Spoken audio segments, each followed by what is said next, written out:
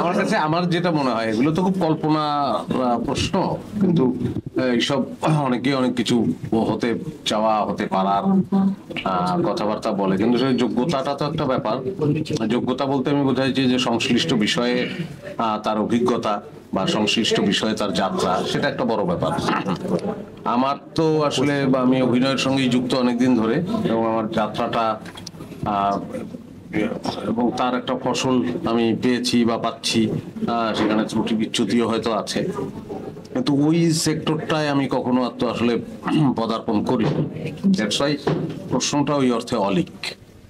মানে আমি যদি সেই রকম ভাবতে পারি তাহলে হচ্ছে আমার আমার রাজনীতির সঙ্গে আমার সম্পৃক্ত হয়ে সেই বিষয়ে আমার জেনে শুনে একটু ওই বিষয়ে শিক্ষিত হয়ে তার আগে এসব প্রশ্ন উত্তর দেওয়া তো মুশকিল।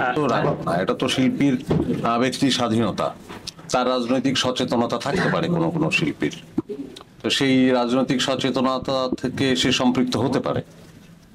আবার কারো ক্ষেত্রে এমনও হতে পারে যে না, আমি আসলে এই বিষয়টা বুঝি না, বা এর মধ্যে আমি আগ্রহ কম পাই, কিন্তু সবকিছুর পরেও রাজনীতির বাইরে তো আসলে মানুষ না, যেহেতু দেশ বলে একটা কথা।